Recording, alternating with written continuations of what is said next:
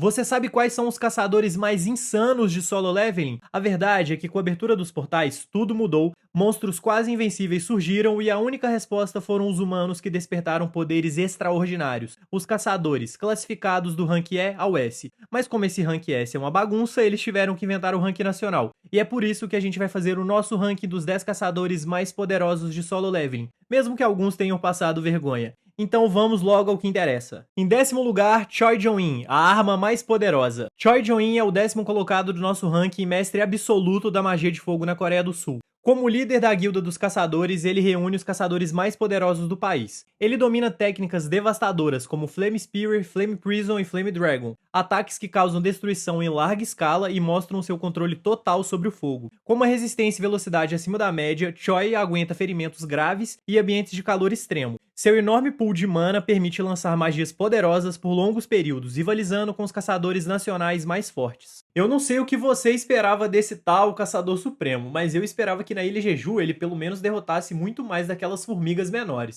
Não é que ele não fez nada, que ele foi um inútil ali na Ilha Jeju, naquela raid. Mas pra alguém que tem um título de Caçador Supremo, o mínimo que a gente espera é que ele pelo menos faça alguma coisa em uma raid, né? E não que ele ganhasse e fosse o principal lá. Mas, pô, o mínimo. Mas agora vamos falar de quem mostra serviço de verdade. Agora a gente vai pro próximo da nossa lista, lá pra Alemanha. 9º lugar, Lennart Nerman, o ceifador. Você pode não conhecer Lennart tão bem quanto os gigantes da Coreia ou dos Estados Unidos, mas ele merece o seu lugar no ranking. E oficialmente ele é o caçador mais forte da Alemanha e líder da guilda Richter, uma das mais respeitadas do país pela organização e eficiência em combate. Lennart combina velocidade, inteligência e poder contido. Durante a guerra contra o monarca Rakan, foi o primeiro a reagir lançando seu golpe Charge e desorientando o inimigo, uma ação decisiva que poucos conseguiram executar. Sua técnica Charge permite voos em alta velocidade com impacto devastador, potencializados pelas luvas de mana que ampliam seus ataques corpo a corpo. Seu estilo é direto e preciso, focado em golpes cirúrgicos, ao invés de força bruta, tornando-o perigoso mesmo sem se destacar demais. Apesar de não ter a fama dos grandes nomes, Lennart é temido por sua eficiência tática nas batalhas. Não é o caçador mais forte do mundo, nem o mais famoso do rolê.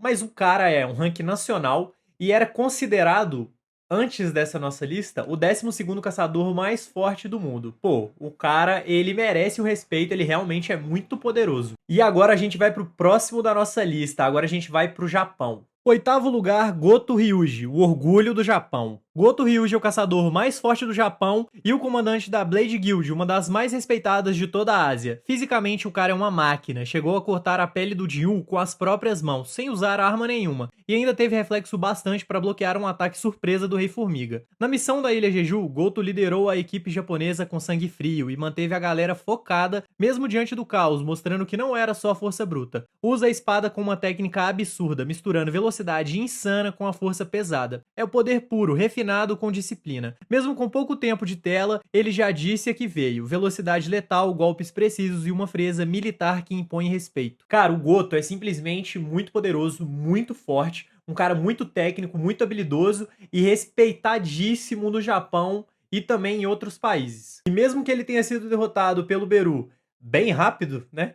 Ele se mostrou muito poderoso, muito forte e também foi um dos poucos que teve realmente medo dele. E já que a gente tá falando de força, agora a gente vai voltar pra Coreia e falar de uma verdadeira lenda da velocidade. Em 7º lugar, Cha Ha-in, a deusa da velocidade. Cha Ha-in é uma das caçadoras mais fortes da Coreia e também é vice-presidente da Guilda dos Caçadores, fazendo parte da elite nacional. Com a espada em mãos, sua técnica alcançou formas únicas, como a dança da espada e a lâmina de luz, espada da luz. Em batalha, seus movimentos são rápidos demais para serem acompanhados por olhos humanos, uma execução quase perfeita. Na missão da Ilha Jeju, enfrentou guardas reais e a Rainha Formiga, iniciando o combate segurando os guardas enquanto os outros atacavam a rainha. Depois cortou a cabeça da rainha de forma certeira. No entanto, ao ser atingida por um golpe do Rei Formiga, acabou desmaiando, mostrando o nível de ameaça que ele representava. Além disso, ela detecta mana corrompida de longe, percebe instintos, sente ameaças antes delas chegarem. Isso a torna essencial em emboscadas, protegendo a equipe ao se mover com precisão antes de qualquer outro perceber que algo está errado. A Cha Ha-in, ela é extremamente rápida e mortal,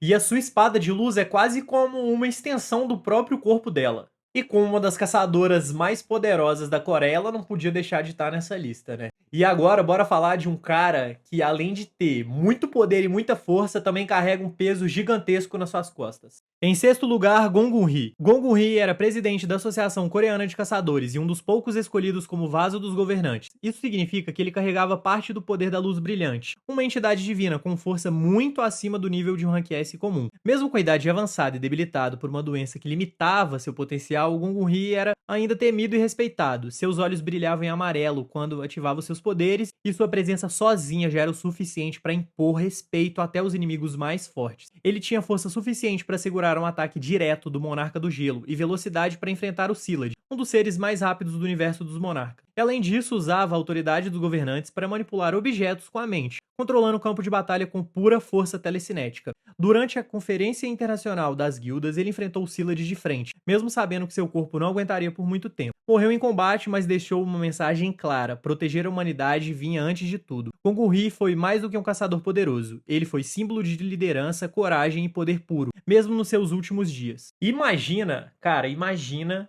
esse velhote em plena forma. O quanto que o cara já é respeitado e temido, imagina lá atrás, o poder que esse cara tinha. E mesmo sendo um velhote, ele ainda tá nessa posição no ranking.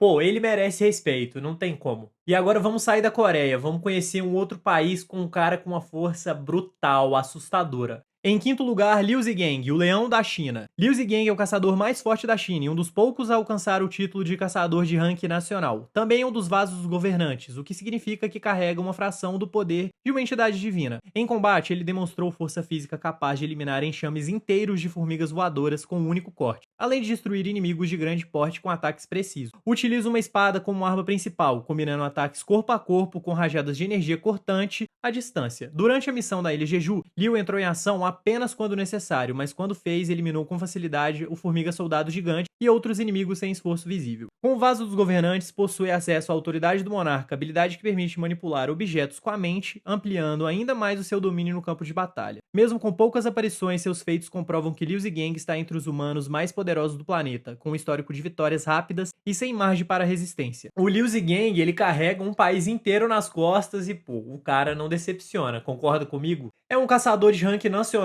que foi simplesmente imprescindível para derrotar os monarcas. Ele tinha que estar nesse ranking, não tem como. E lá em cima também. E se o Liu Zhigang é uma força bruta da Ásia, agora vamos dar uma passadinha pelo resto do mundo pra gente conhecer outros caras ainda mais fortes. Em quarto lugar, Christopher Reed, o pilar americano. Reed foi um dos 2 caçadores mais fortes dos Estados Unidos e um dos 5 caçadores de nível nacional, figurando entre os 3 maiores do mundo. Além disso, também era vaso dos governantes, carregando parte da luz mais brilhante. Em combate, Reed enfrentou 3 monarcas simultaneamente dentro da sua própria mansão durante a Conferência Internacional das Guildas. Ele conseguiu eliminar um dos monarcas antes de cair, sacrifício que interrompeu o ataque coordenado dos 3. Sua habilidade e autoridade do monarca lhe dava telecinese poderosa, capaz de mover objetos pesados e controlar a posição dos inimigos. Ele também podia manifestar um corpo espiritual, uma forma demoníaca, com cabelos de chamas laranjas, e em que gerou fogo tão intenso que 14 caçadores de Rank S tiveram que se unir para contê-lo.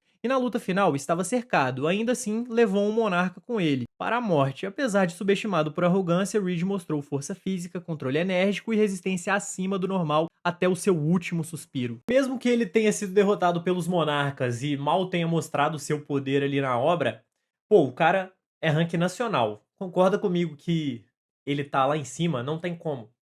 Extremamente poderoso, extremamente forte, ele tinha que estar na nossa lista e lá no topo.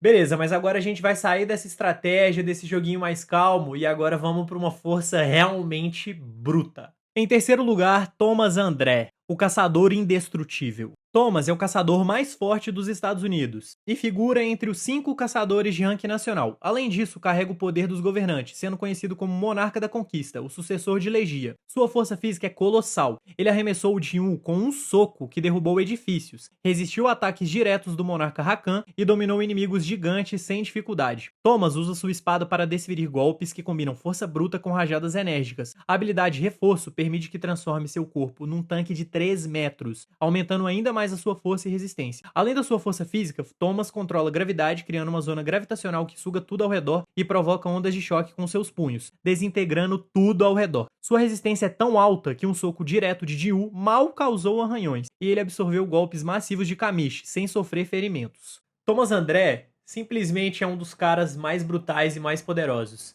É o fragmento da luz mais brilhante. Dos 5 caçadores de ranking nacional, ele é o mais forte. E um cara que, vou te falar, quando você vê a luta dele contra o Ji-Woo, você começa a achar que o Ji-Woo vai apanhar. Porque o cara é muito forte e ele bota moral. E agora a gente vai pro próximo cara da nossa lista. Um cara que é muito envolto por mistério. E em segundo lugar, Sung Il-Huan, o fragmento vivo. Sung Il-Huan, pai do Ji-Woo, foi um dos primeiros Rank S da Coreia, e após passar 10 anos preso em uma masmorra, voltou como um dos vasos governantes. Ele exibia força e velocidade sobre-humanas. Na confusão durante seu resgate, enfrentou e derrotou caçadores de Rank A e Rank S com facilidade, derrubando prédios e anulando interceptações sem esforço. Também enfrentou 2 monarcas simultaneamente nos Estados Unidos. Ele domina a autoridade do monarca, uma telecinese poderosa o suficiente para mover objetos pesados e manipular inimigos à distância. E além disso, sua especialidade em furtividade lhe permite se mover sem ser detectado por monarcas, tornando-o mais letal. Durante a guerra contra os monarcas, Il-Huan lutou para proteger o filho, resistindo a ataques devastadores até que seu corpo desistiu. Morreu em combate, garantindo que Ji-Woo sobrevivesse. O pai do protagonista, que salvou seu filho lutando contra 2 monarcas sozinho, o que nenhum outro rank nacional conseguiu fazer. E além disso, ele simplesmente arrebentou a cara e varreu o chão com a cara de um Rank S como se não fosse nada. Mas ele não tá aqui só porque é pai do Ji-Woo. O cara é fragmento da luz mais brilhante, ele tem um dos poderes ancestrais mais poderosos, e o cara, ele foi treinado pra ser uma máquina de combate, não tem como. Ele merece esse lugar na lista. E como todo mundo já esperava, não tinha como, o nosso primeiro da lista tinha que ser... E em primeiro lugar, Sung Ji-Woo, o Rei das Sombras. Ji-Woo começou como um caçador de Rank E, conhecido como o caçador mais fraco da Coreia. Mas graças ao sistema, um misterioso mecanismo que só ele possui, sua evolução foi ilimitada, permitindo que ele superasse monstros e caçadores de elite com uma facilidade assustadora. Entre as suas habilidades mais marcantes está a extração de sombras, que transforma inimigos derrotados em aliados leais, além da troca de sombras, que lhe permite teletransportes instantâneos entre sombras, garantindo mobilidade incomparável em combate. Ele também comanda o Exército das Sombras, uma força formidável, composta por figuras lendárias como Ygritte e Beru, que lutam ao seu lado sem hesitar. Mais do que apenas um caçador, Ji-Woo fez a transição para se tornar o Monarca das Sombras, uma entidade divina com poderes que transcendem o mundo humano. Seu papel é fundamental no equilíbrio entre as forças dos monarcas e dos governantes, mantendo a linha tênue entre o caos e a ordem. Mas tem um detalhe muito importante aqui nessa nossa lista. A gente está considerando o Sung Ji-Woo ainda como caçador, e não depois que ele se tornou o Monarca das Sombras, porque a partir desse momento, nem como humano ele era mais considerado, já era uma entidade, já era quase como um deus. Então ali não tinha nem como comparar, nem existiria uma lista. Mas ele como caçador, a gente ainda pode colocar ele no meio aqui, ainda que ele fosse extremamente mais poderoso e o gap dele pro segundo colocado, o pai dele, ainda seja absurdo. E mesmo assim, é meio sem sentido fazer uma comparação dele com a galera. A gente tá mais fazendo um favor pros outros 9 colocados. Ele é o verdadeiro protagonista dos animes, não tem como. E é assim que a gente encerra o nosso ranking dos caçadores mais poderosos de Solo Leveling. Teve gente impressionante, teve força brutal e também teve um ali que deixou um pouquinho a desejar. Concorda comigo? E agora eu quero saber de você. Qual a sua opinião sobre esse ranking? Você trocaria alguém de posição? Você tiraria alguém e colocaria outro que ficou faltando? Qual a sua opinião? Deixa aqui nos comentários, eu quero saber. Mas é o seguinte, traga argumentos, por favor. Não vale só soltar alguém ou simplesmente falar que alguém não devia estar aqui. Eu quero argumentos de verdade, tá bom? E não esquece de deixar o seu like para fortalecer o canal. Não se esquece de inscrever e ativar o sininho também para você receber os próximos vídeos sensacionais como esse. E você vai descobrir vários outros personagens muito poderosos, teorias de animes e muito mais por aqui. Então não se esquece. Valeu por acompanhar até o final e a gente se vê no próximo vídeo.